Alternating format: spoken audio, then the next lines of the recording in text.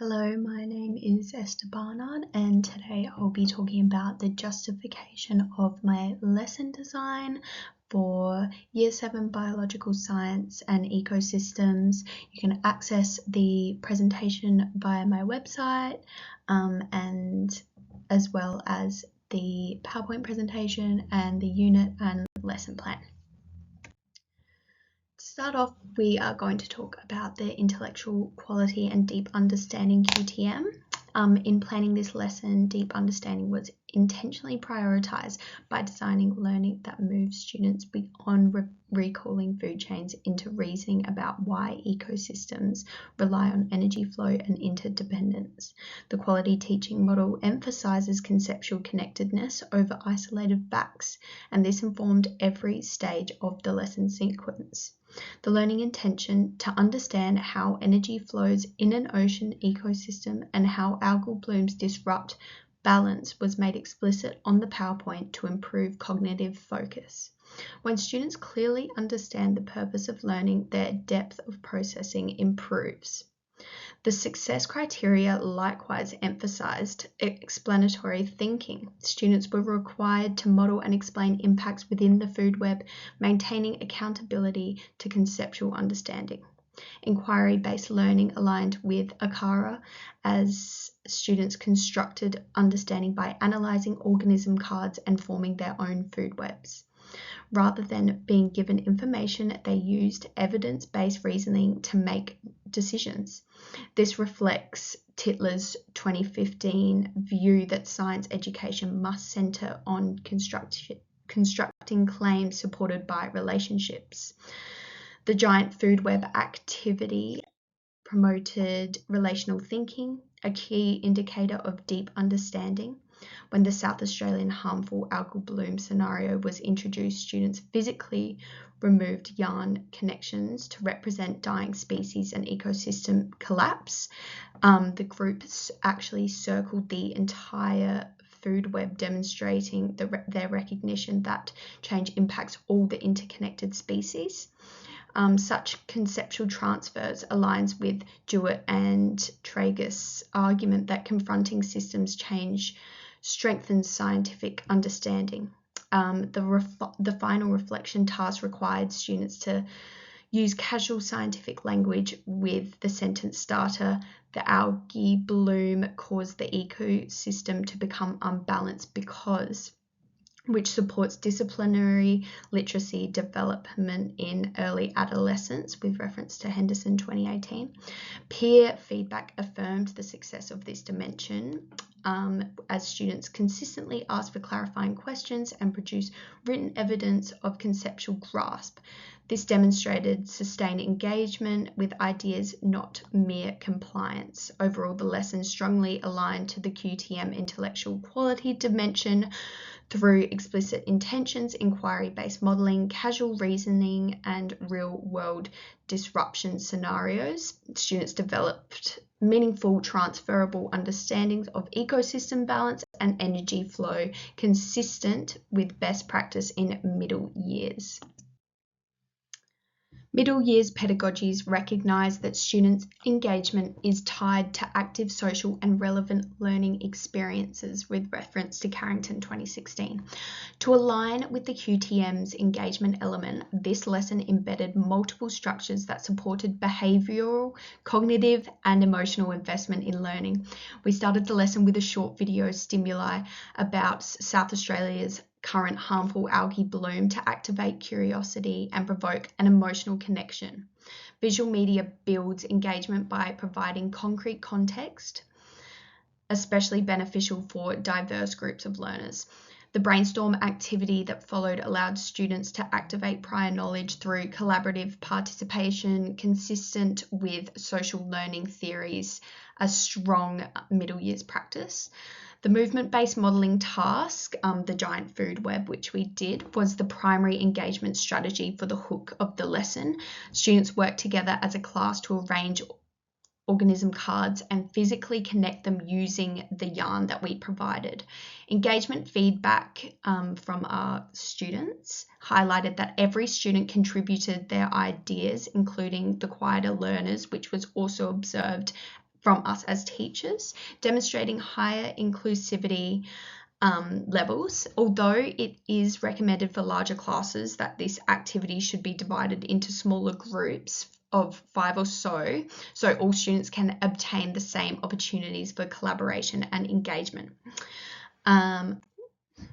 The modelling task provided intrinsic motivation through ownership and discovery. Students took responsibility for determining accurate predator-prey relationships with reference to reading the little card descriptions, which is an essential quality of deep engagement. Hattie 2012. The students became active participants in inquiry, not just listeners and note takers. The observers' feedback identified this as a key success as students were socially connected, motivated, and engaged in purposeful scientific action. We ensured strategic teacher proximity, so we were moving around the class a lot, prompting elaboration and encouraging reasoning through questioning such as how would this organism be affected if the algae disappeared, or what would happen to other organisms if one of them died off. Students experienced this as a challenge that was cognitively productive and not overwhelming. However, the feedback from our feedback sheets did acknowledge that the web was slightly overwhelming due to the volume of new relationships.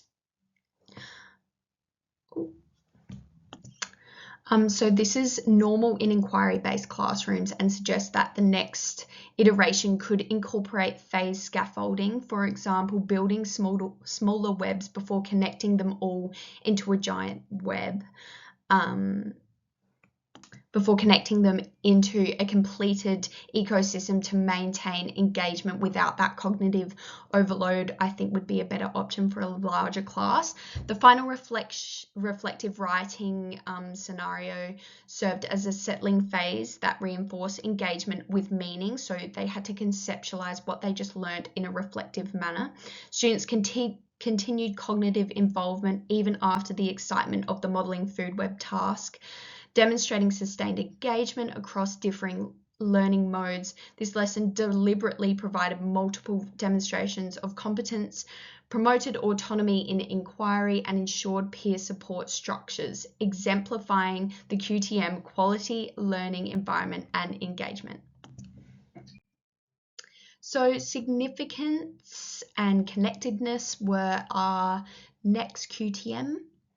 Connectedness emphasizes learning that is relevant and meaningful to students' lives, communities, and futures. Establishing a clear real-world purpose was a cornerstone of this lesson's plan.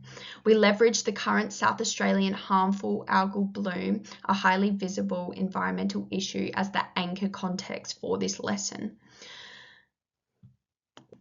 So in the feedback sheets, it was noted that the lesson was highly connected to real life and increased the students' awareness of protecting our coastal environment. As we dedicated our learner context to a coastal South Australian school, which you will see in the lesson plan, many students would have hypothetically experienced the impact of the algal bloom on their community and their lives. The brainstorming activity allowed students to interrogate this lived experience with scientific concepts, a crucial step in making significance authentic rather than superficial, with reference to Ladwig and Gore 2003. Positioning the video at the start of the lesson highlighted that place-based education, that science is not abstract, it's actually happening around us and it's happening everywhere. It's not just an abstract concept. Science education literature emphasizes that global sustainability challenges must be explored through local contexts to cultivate that agency and future environmental citizenship, which was the main goal, to make these students aware of science around them in the real world. By tasking students to investigate the ripple effects of the algal bloom within their own food web model, the lesson links scientific reasoning with societal and ecological responsibility. Students recognize that the harmful change affects more than one species, it threatens entire ecosystem services such as fisheries, tourism, and ocean health, topics that influence their families and communities around them, and it's happening to us right now. When students physically remove species connections impacted by the algae, they saw sustainability concepts, which was an elaboration which we included in our lesson. They weren't told ecosystems would collapse, they just witnessed it. This embodied simulation of food web disruption, transformed academic content into a phenomenon with direct ecological and ethical consequences.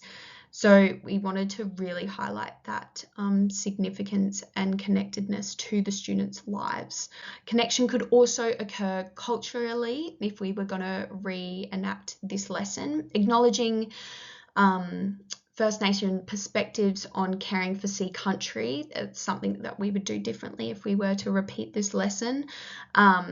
Would be the next step. So acknowledging Indigenous knowledge as vital to sustainability learning.